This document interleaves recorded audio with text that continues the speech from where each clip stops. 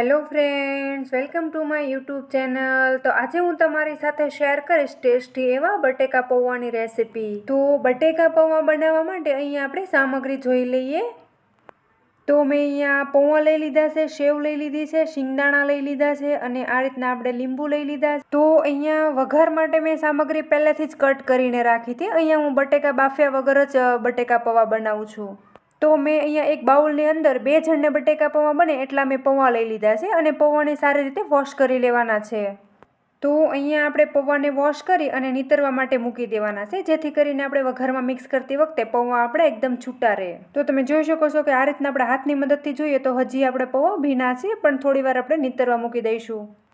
તો આપણા પૌવા નીતરીને તૈયાર થઈ જાય ત્યાં સુધી આપણે અહીંયા વઘાર કરી લેવાનો છે. તો વઘાર માટે હું અહીંયા તેલ ગરમ કરી લઉં છું. આપણું તેલ અહીંયા નોર્મલ ગરમ થઈ જાય ત્યારબાદ આપણે એની અંદર શિંગદાણાને શેકી લેવાના છે. શિંગદાણા શેકતી વખતે આપણે તેલને વધારે નહીં ગરમ થવા દઈએ, નહીંતર આપણા શિંગદાણા જે છે એ બળી જશે.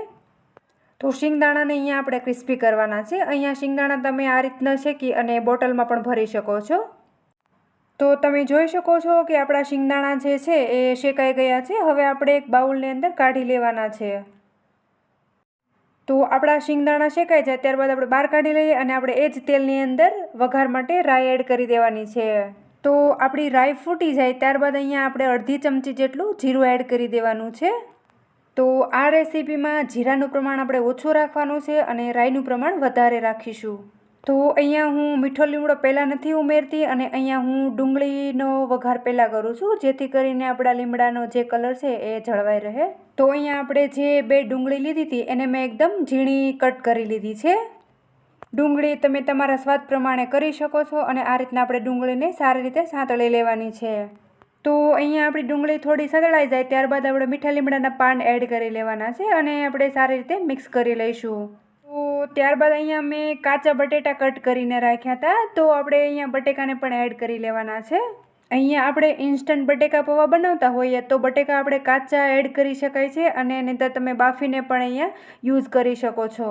તો અહીંયા હું આદું કે લસણનો ઉપયોગ નથી કરતી. જો તમારે આદું કે લસણ એડ કરવું હોય તો ડુંગળી સતળાઈ જાય ત્યારબાદ તમે અહીંયા આદું કે લસણ યુઝ કરી શકો છો. આ રીતના આપણા બટેકા થોડા બફાઈ જાય ત્યારબાદ આપણે અહીંયા ટમેટા એડ કરી દેવાના છે. અને જો પહેલાં ટમેટાં એડ કરી દઈશું તો જે આપણે બટેટા એડ કર્યા હતા એ ચડશે નહીં, કેમ કે ટામેટાનો જે સ્વાદ છે એ ખાટો હોવાથી. તો અહીંયા આપણા જે મસાલા છે એ સતળાઈ ગયા છે. ત્યારબાદ આપણે અહીંયા હળદર એડ કરી લેવાની છે. તો ત્યારબાદ આપણે અહીંયા જીરું એડ કરી લેવાનું છે. સાથે અહીંયા આપણે સ્વાદ પ્રમાણે મીઠું એડ કરવાનું છે. બધા મસાલા એડ કરી આપણે સારી રીતે હલાવી લેવાનું છે.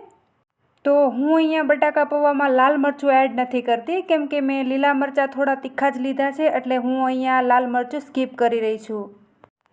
આ રીતના ઢાંકણ ઢાંકી થોડી વાર માટે કૂક કરી લેવાનું છે. તો આપણે ઢાંકણ ખોલીને જોઈ લઈએ કે આપણા મસાલા હવે સારી રીતે કૂક થઈ ગયા છે. તો આપણા મસાલા કૂક થઈ ગયા છે. તો હવે આપણે પૌવાને જોઈ લઈએ. હવે આપણે પૌવાની અંદર હળદર એડ કરી દેવાની છે અને આપણે પૌવાને હાથની મદદથી આ રીતના મસળી લેવાના છે, જેથી કરીને આપણે હળદર એડ કરીથી એ પૌવાની અંદર સારી રીતે મિક્સ થઈ જાય.